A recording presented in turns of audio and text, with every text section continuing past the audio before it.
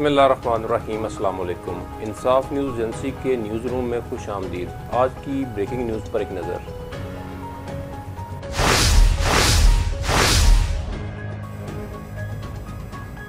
रुख करते हैं मंडी बहाउद्दीन का।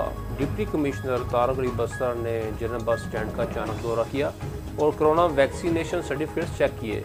इस मौका पर additional deputy commissioner revenue Tauqeer alias Cheema, assistant commissioner Imtiaz Ali Baig हमरा थे।